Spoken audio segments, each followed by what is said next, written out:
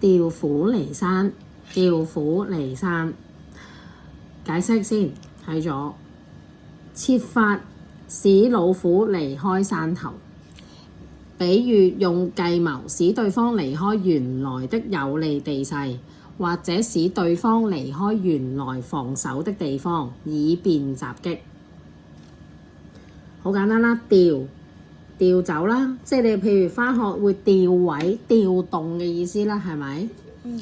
虎係老虎，離係離開，山就係山頭，意思就係佢原來嘅地方。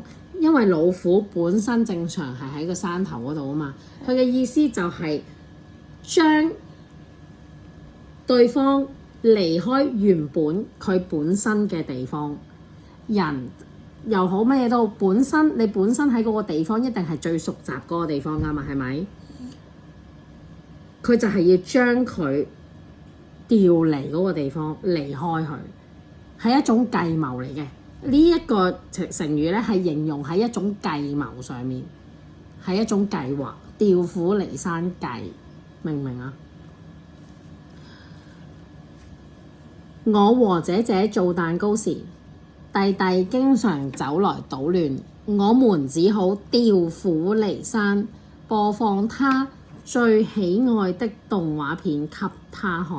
嗱，呢度咧佢形容佢用嘅方法咧，就係唔係話純粹令佢離開本身嘅地方，係離開佢想佢離開嗰個地方咧。佢嘅意思係用嚟分散佢嘅注意力，轉移佢，你明唔明啊？調位置啊，將佢移去第二度咁樣類似，你明唔明啊？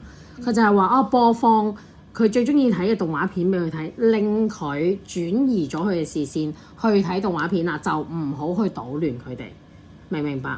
第二個例句我哋為了逃避家門外記者的追訪，這位藝人採用調虎離山之計，由助手駕駛他的汽車離去，他則乘坐計程車外出。好啦，即係都係用嚟講緊係轉移佢嘅視線，調開佢喺原本佢喺嗰個地方，將佢調離嗰度，調走佢嘅意思，明唔明白？佢就係話為咗逃避本身而家啲記者係喺個家門出面嘛，係咪？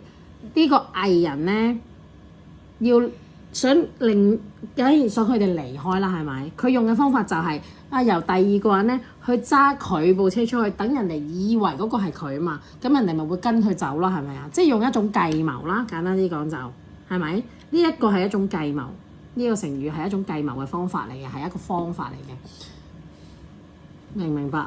佢係一種方法，佢用呢一個方法，採用調虎離山之計，係一種計劃 ，OK？令到佢哋離開，轉移佢哋嘅視線，令佢離開，明唔明白？OK。